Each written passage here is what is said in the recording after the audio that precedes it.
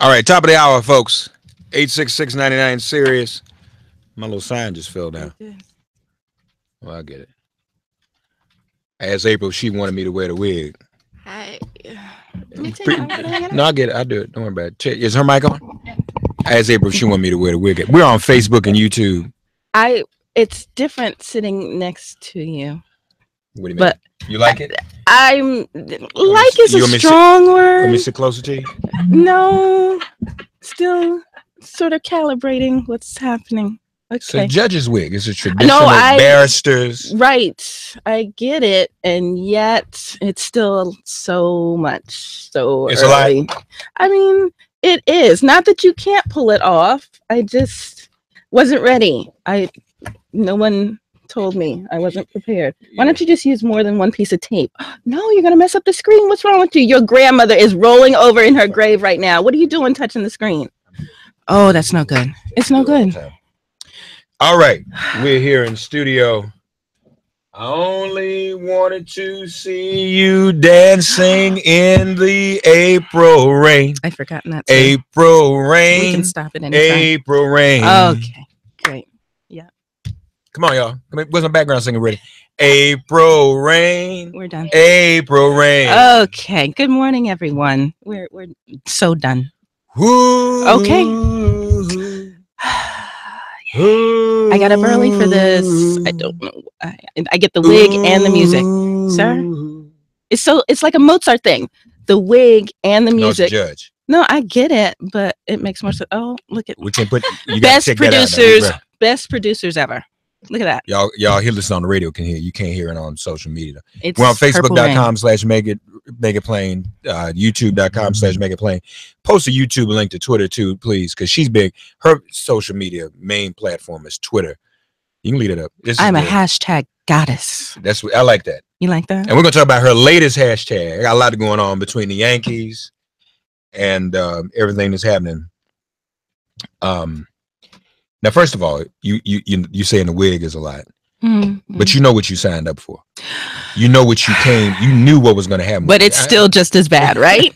That's the second part to the quote. That works perfectly. Right. I'm doing Trump though. No, but that was the second part of the sentence. Yes. There's a second part to the sentence. He knew what he signed up for, but it's still bad, or something to that effect. Yes. He literally does not know what to say to people. No, but that's the thing. It's one thing not to know because he's new and this is a thing. And, and how do you know what it's new to him? And it's new to him as president, right? Okay.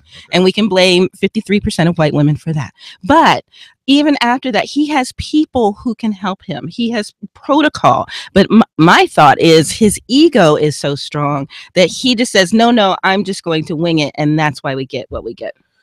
All right. Good to see you though. Thank you. Always a pleasure. This time just flies, and you're always welcome here. But so let me tell you what I did. Let me tell you why I messed up. So and Brittany, we messed up because I pulled you in on it as an accomplice, and you didn't know. Oh. So am I leaving? No. Women boycott Twitter. Right. So I jumped on that. You did not mess up by jumping on that. And then I saw what you did, which is what we were supposed to do.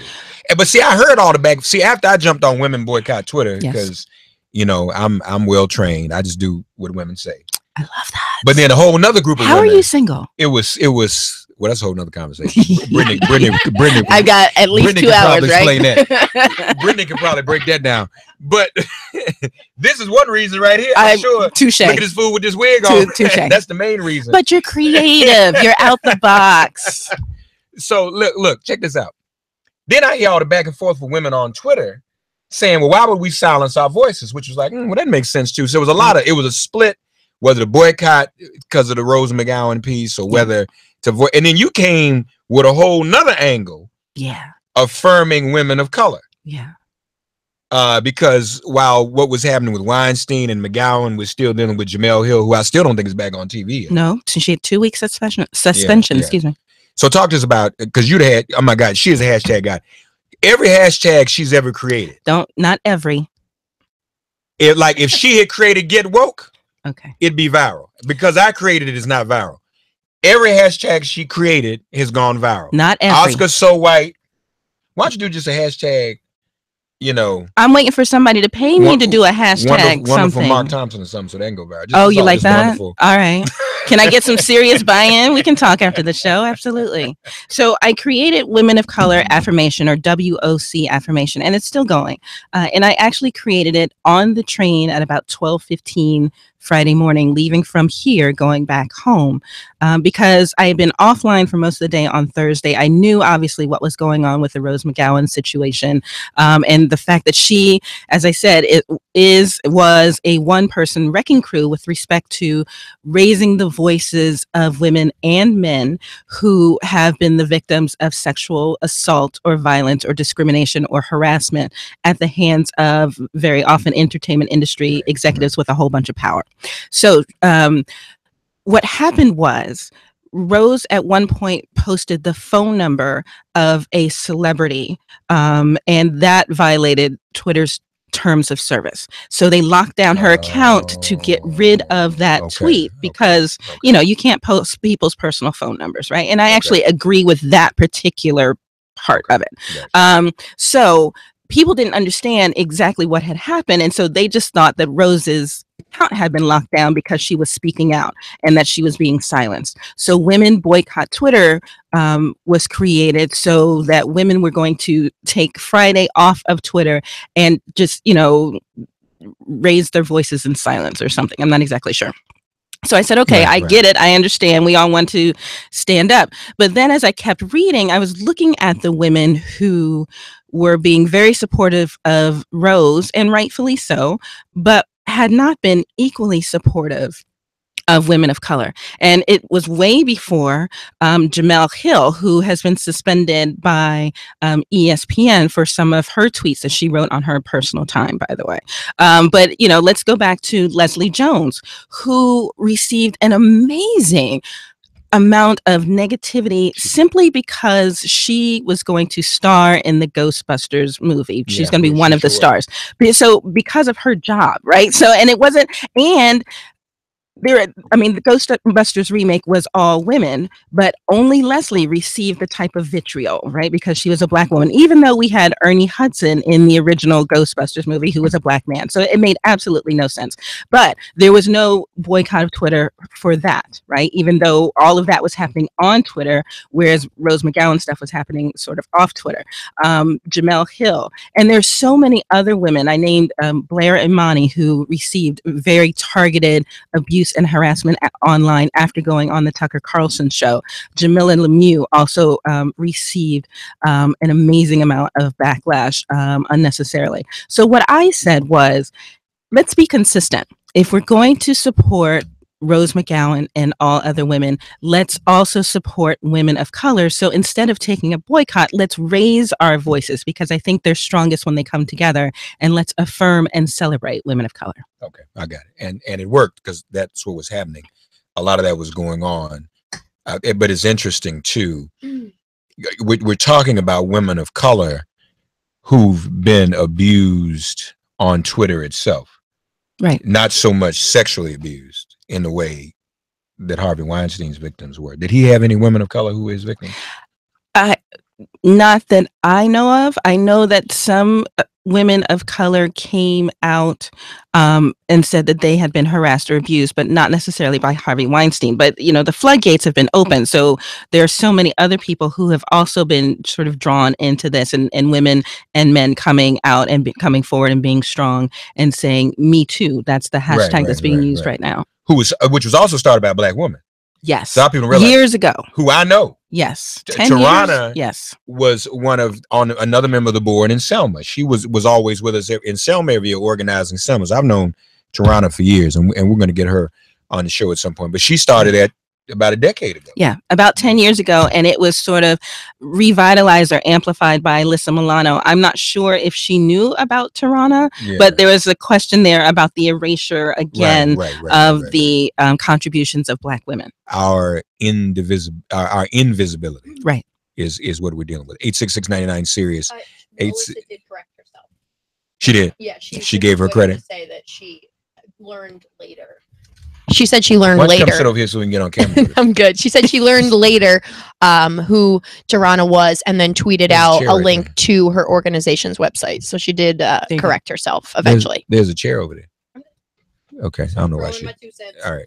So so where is the hashtag now? Is it still ongoing? Are people still tweeting? Yes, which is wonderful. So tomorrow will be a full week, and people are still hitting me up and using the hashtag on their own, and affirming themselves. You know, and so what I say, you know, because everybody said Friday was such a powerful, wonderful day. I didn't realize how many people were hearing my voice on social media, but they were affirming me, which was wonderful. You are the hashtag. You put something out there. Well, thank you. But I don't think we should put nothing else out there that April doesn't do. That originate with April. Why don't you just live tweet our whole show? I mean, cut me a check. We can work that out. But the other thing that I thought was really important is that we need to affirm ourselves, right? So it's one thing for me to say, hey, Ava DuVernay, you are amazing, and you show us what inclusive filmmaking looks like in front of and behind the camera. But it's also another thing for me to say, I'm going to take a minute and say, I'm proud of myself for where I am, wherever that is in the world. You know, you don't have to be a professional. You don't have to be an executive. You know, should absolutely affirm yourself as a stay-at-home mom or someone that's struggling with mental illness, or wherever you are in this world, you need to affirm yourself. And so that was part of the message as well. So people are doing it, and I hope they continue to do it. WOC affirmation. Yes. That is the hashtag, and we ought to support that and affirm it. Now, I did a Me Too myself. Okay. As a man, because I was sexually harassed at one point in my life. As hard as that may be to believe, I was, and it happens to men. But we want to support women of color affirmation. Again, April does these things, and they just blow up. And even in the midst of a day when women were supposed to be boycotting, because that went out like the night before. Right. And so we can talk about the lack of intersectionality and what feminism really looks like. Ooh, I don't know if we're going to do that. I mean, I'm here. I step on some people's toes. I'm okay with that. I'm wearing good shoes. Well, go for it. So the issue is what we saw.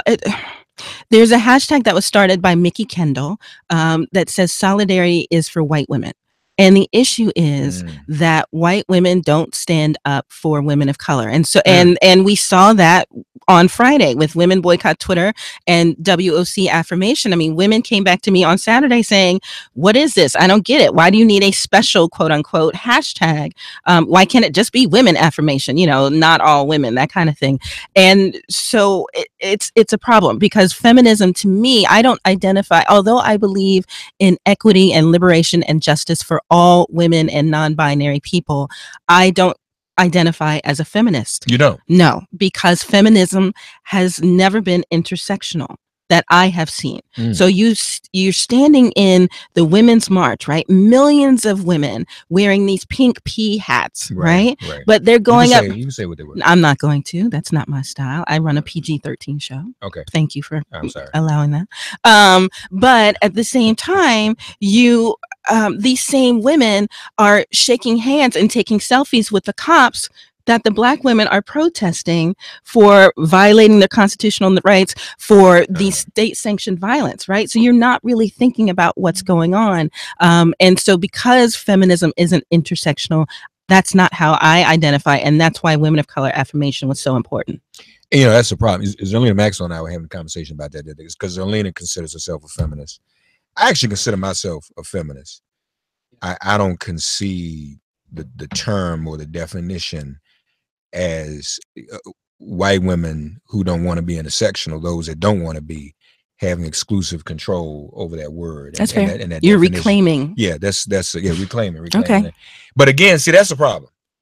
Because even the Women's Convention, reclaiming my time, and it's supposed to be centered around Maxine. Don't do that. And then almost overnight, and don't get me wrong, I mean, I support the Women's Convention. And support Tamika and Linda and Carmen, everybody's organizing it. But, you know, through no fault of their own, an article was published by the USA Today. Yeah. Where, again, you see, even in the media, an unwillingness to cover intersectionality. The pitch, this is what happened. The pitch from the Women's March organizers was that this would be centered around Maxine Waters. Right. and therefore the theme reclaiming our time. That's self-evident. Bernie didn't say that. Nope. But the USA Today chose to highlight Bernie Sanders. Right. And so that's opened this rift for a lot of sisters like yourself. Yep. I spoke on it. Who either, like you, don't agree with the term feminism. Yep. Or black women who would call themselves black feminists saying, well, this is not a convention for me. So that's opened up the floodgates on that. And it's, you know, it's harmful. Try and do some damage control around there right now. And also know, you know, there's another term that I know some women of color have used over the years. I don't know if it's still prominent, but being a womanist rather than a feminist. Yep. Is that still a prominent term? Yes. Do you ascribe to that? Yes. So explain to us what the difference is. Womanist is intersectional. Feminist is not. That's all there's to it. Yep. Okay. Can we make feminism intersectional? I don't have time for that. Why? I mean, why? We have a word. We have a word. Womanist. Yes. Okay. Why won't you ascribe to being a womanist? Well, I am. Well, there you go. So I think there's when I first heard the term, and I forget the sister who actually coined it. Was it Audre Lorde? I mean, it's been around for a while. I think you're right. But when I first became familiar with the term, I said, well, I can be both. And I understood. Yep. So why do you need to be a feminist if you identify as a womanist? Well, I still just don't see the term feminist as being exclusively white. Mm-hmm. I just don't. I mean, it's just not been, you know, and maybe it's a personal thing because feminists, the feminist movement, yep, has always seemingly accepted me and my work and welcomed me as an ally. So, you know. Mm-hmm. Okay. And is there? Well, let me just be. Let's go here though. I mean, womanism is a term and an intellectual one, but do we have a womanist movement, so to speak? I would say that we do, to the extent that we have a feminist movement right now? I think so. Okay, but see, you paused. So I would say the same thing about the womanist movement. I think they operate on parallel tracks. There's a wider swath of women of color in womanism, and so that's where I hang out. That's all. 866-99-SERIOUS, 866-997-4748. Your quick calls and reactions to this. But the bottom line is, I've said to her, Brittany over there who won't get on camera, and others, you know, I said it to Tamika yesterday, I said it to Zerlina. As a student of all social justice movements historically, and in an effort to emulate, the struggle has to be around unity. Yes. And that's a difficult struggle. And so it requires some of us to practice magnanimity. You know, Dr. King would be in meetings and everybody would beat up on him. He'd get called Uncle Tom even sometimes. Sure. And SNCC would get mad at him. But he never suppressed unity. And he would still stand with people who had run him down and called him out. Yeah. In this day and age, everybody's fighting. Some folks, somehow on my Facebook is still fighting about 2016. Because I posted a picture of Rachel Maddow, and they holding up Get Woke. Yeah, and this person says, oh, you and Rachel are Hillary bots. Bots. The election's over. And I said, I'm going to give you a chance to reconsider because we know, you know, you might be about, you know, with what the Russian trolls have done. But, you know, I think the struggle is around, it has to be around unity. And see, let me tell you what's interesting now, in fairness. See, when the Women's March was first conceived, white. It was all white women. And then when women of color got involved, and that's what changed it. Women of color, Tamika, Linda, why are you doing that? Tamika, Linda, and Carmen. Yeah, a white woman in Hawaii put it out there first. Okay. What are you looking like that for? It was my understanding that it was started by women of color and they were pushed aside. No. Okay. No. Okay. Educate me. No, that's fine. No, I've never heard that before. Okay. No, there was actually this woman on Facebook in Hawaii who really didn't have, you know, the resources. Yeah. Yeah. And then it started a whole conversation. And let's be honest, there's still a lot of internal struggle within that structure. Always. With everybody. Around the issue of intersectionality. Yeah. So there it is. Okay. April Rain is with us, folks. Women of Color Affirmation. Trisha's in Kentucky. This is an interesting question. Lord have mercy. We don't have time for this. But I'm gonna let April handle this one because she's bad. Oh, bad great. Sister. Trisha in Kentucky. God bless you. Good morning. Get woke. Get ready for impeachment. God bless you. Good morning. So I have two different comments on this conversation. The first is I do see a radical part of the feminist movement that gets really frustrating. I'm a therapist, so when I go to feminist psychology, there's a part of that group that thinks if we use any worksheets, let's say, like that is representative of a patriarchal structure. And so, but if you reject everything that resembles patriarchal structure, then you have really not much left to work with. And so the movement really began to die out because of just that radical fringe and being left with no intersectionality of just about anything. But the second question I have, I'm wondering about. Oh, yeah, you're right. It probably wasn't a question. But the second comment I had is about Maxine Waters and her emphatic support for Bill Cosby, and how I'm wondering if that somehow affected her spotlight at the women's convention in any way at all, or if that was mentioned. No, she's still the headliner, and it's still themed around reclaiming my time. What do you all think about that? Just curious. What? Think about what? About her support for Bill Cosby, because he had like more than 6 dozen women. Well, I don't know if it's support. I think what she said, and I've only heard her speak on this once. I don't know where else you've heard it, but we were at Dick Gregory's funeral, and Bill was sitting right in front of her, and Bill was very close to Dick, supported Dick. Dick did not. Dick was pretty quiet. He didn't defend Bill's behavior. I just want to say that. Okay. He was very quiet about it, and what did she say? I haven't ever heard. She said sometimes, you know, even when people are in trouble or have done something wrong, I'm paraphrasing, you know, people who've been there for you over the years, you still need to show them some gratitude and support. I'm paraphrasing. Trisha, you say emphatic though. That's the only time I've heard her speak on it. Have you heard her speak on it elsewhere? Well, that was the speech I heard, and she was very passionate about that. Yeah, but what Maxine knew at that moment, and this is at Dick Gregory's funeral. So I think we can agree she hasn't spoken about it elsewhere. So I don't know if you call that emphatic. I think Bill was there at the funeral, and I think Maxine used her own license to take the opportunity to thank Bill for still being there for Dick Gregory's family and being there for Dick Gregory when Dick was in the hospital. And I'm not saying this to, you know, pat him on the back or you know, applaud Bill. Bill called him every day. If there had been no Dick Gregory, there would be no Bill Cosby. And literally, when Dick left the stage to go in the civil rights movement full time, somebody had to take those dates at the Playboy Club. They couldn't have an empty stage. A lot of those other dates in clubs. And Hugh Hef asked Dick, who should that be? And Dick said Bill Cosby. So he put him on. And so he was there for the family. And I think that was the context. But I'm not heard of Maxine going out giving press conferences and rallies and speeches on behalf of Bill Cosby. I think she was, you know, being very polite. And again, I'm using this word a lot this week, magnanimous in front of that family, that audience, and that crowd. Okay. Well, thank you for that explanation, because that really caught me off guard. And I was, you know, with everything that we're talking about right now, when I heard her say that, I just did not know where that was coming from. Well, but let me put it in a more relevant context. Harvey Weinstein is finished.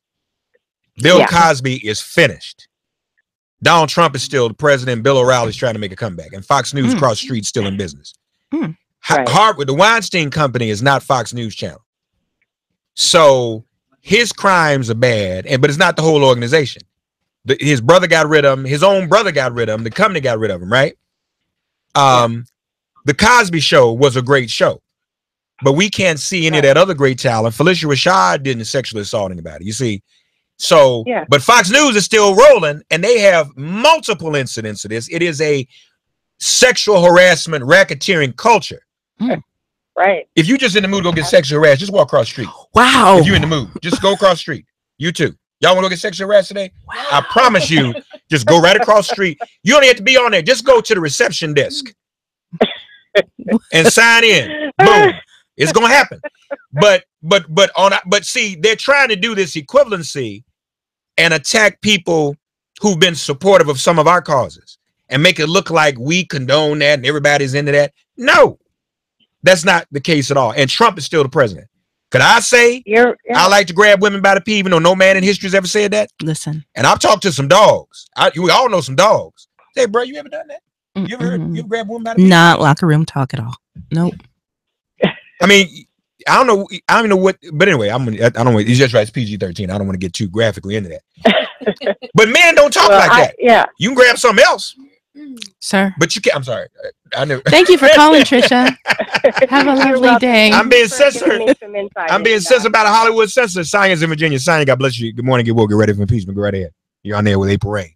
April Rain. All right. Good morning, Sonia. Rain. Good morning. Thanks for taking my call. Hey, Sonia. Welcome. Hey. So I just have a small point or question, I guess. So the argument between feminism and womanism, why does it really need to be divided? Why is there even It's a great question, but you have to ask white women. You have to ask white women why they haven't been inclusive. You have to ask white women why they will go to a march and stand up and say, yes, we support all women, but they won't support the black women when we are the ones that are at the hands of state-sanctioned violence. It's not that women of color have separated themselves. It's that white women have not provided an inclusive space, and we need and deserve a space. Well, I don't know if I totally agree with that. You don't have to. As a woman of color, I am interracial. I'm not half white, but that is beside the point. I find that when I'm supporting various women's causes, and I'm very well known for it where I come from, I find that I don't have that problem. I find that we usually, as women, we all come together when there's an issue, and I think that. But did you see women come together to support Leslie Jones? White women. Well, did you see white women come together to support Jamila? I mean, I'm giving you specific examples, right? And that's the issue. We beg white women to come forward again and again and again. Hey, this is happening to black women. Where were you with respect to Sandra Bland? Where were you with respect to Renita? Right? Where were you for Trayvon Martin's mother? Well, if that's the case, then why don't we ask Asian women and Hispanic women and other women in this nation? The key is the movement is for everybody, and it's to help women. Men included have marched and have also helped. If it wasn't for some of the help that we get from the male side, I don't have a problem. Okay. I find that when I'm marching, and I did march, when I'm out there making my points, when I'm talking to people in the community, I find that, I'm not saying it's not a large problem, but I think that it detracts from the bigger issue, which is women's rights, which is a hard enough fight as it is. But white women need to stand up as well for some of these women of color. That's it. Well, that's true. Okay. That's all April's saying. Do you disagree with that?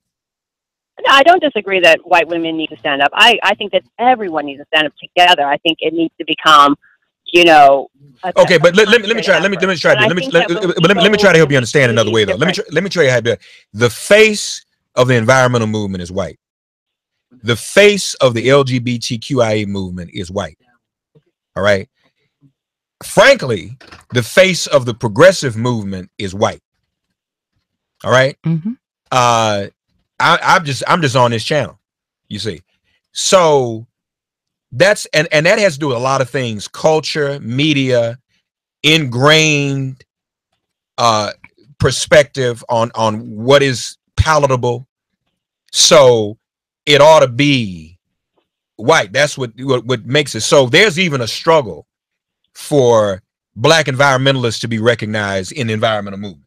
Oh, and I don't disagree with you there. So the feminist movement is no different. There's always going to be this struggle unless somebody does something about it for inclusion and on all of these fronts? I think there's other ways to do it. I think that. Well, wait. What other way? Wait, first of all, what way do you think is being done now that doesn't need to be done? Well, I'm not saying that we're not doing. We are doing what, as women of color, we're doing what we need to do. We're standing up for ourselves. We are making sure that people understand that our voices will be heard and we will not be ignored. And I agree with you. I think that there is a prevalence of white imagery in all of the leadership roles. And I 100% agree with you that it is based on, unfortunately, the American culture. If I can't find that, then I don't understand. I mean, if you agree on A, B, C, and D, and if you agree that what women of color, part of the problem is, and I think it's not just in feminism. I think it's just a general problem that until we can come together as a nation and we can start getting past these walls of color and actually say to ourselves, why don't we fix the problem that's there? But let's do it together. And as we continue to separate and add more and more titles, it makes us no better than them. And that's what has always made us better, which is we need to teach our children. We need to show an example. And here's the same thing. Why is the burden always on us? Will probably make people. Why is the burden always? You know what? I tell my sons that every day. They say to me, "Why do I have to be better? Why do I have to do this?" I said, "You know what? Because it is unfair." Wait. No. But see, I don't even like the connotation of being better. But see, Sonia, I disagree with the premise about being better. How are we not being better by calling for inclusion? Right. How is that being less? We're not being better. Okay. But we need to. But the problem is, it's no different than splitting the vote. When we do this, we also no. 94% of black women voted for Hillary Clinton. Right. It was 53% of white women who voted for Trump, who voted against their gender, who voted against their personal beliefs, for whatever reason, voted for Trump. So if we want to heal this country and come together, that's where you need to start, Sonia, with the 53% of white women. How many white women voted for Obama? Girl, why are we talking about Obama? You're going back 8 to 12 years? You want to talk about how white women did not support blacks. I didn't say that. What? That's kind of where it's kind of where. No. We're not talking about. Okay, Sonia. Okay, you're right, Sonia. We don't have an inclusion problem. That's your position. No, I'm not saying we don't. Why are we still on the phone? That's all we're saying. I think you just have a need to disagree with us. You know, Sonia, some people just have a need to disagree for the sake of disagreeing. We say there's an inclusion problem that needs to be addressed. Sonia, you don't need to overtalk me because I gotta go. Let's sum this up. We're saying there's an inclusion problem. Do you agree or disagree? I disagree. There is no inclusion problem after you just said there is. Yeah, you lunching. Have a good day. Take care. You're not clear. All right. She just said it was. I gotta go. You were so patient. Yeah. Well, most people say I'm not patient. I'm not. You were patient with Sonia. So, women of color affirmation hashtag going forward. All hashtags for this show will be conceived and rendered by April Rain, and set up a meeting with Zerlina. We can make that happen. And if there are others of you who need hashtags, boom, for a fee. No, you can't do that now. What? It's the movement. You gotta. I have a son in college. Yes, I sure can. You should. She's a mother too. She's wonderful. Good to see you. Thank you. April Rain. Okay. Come on, y'all. April Rain. Why do you encourage? Don't enable. I love the song Purple Rain. Okay. So I can't help but sing to the tune. April Rain. April Rain. I'm out of here. With this wig on. You gonna remember this? I sang April Rain to you with a wig on. It's a moment to remember. That's not my kink, fam. I'm good. Wait, hold on. One more thing before we go. I always wanted to see you dancing in the April rain. It's laughing. Sirius XM Progress 127. This is MIP.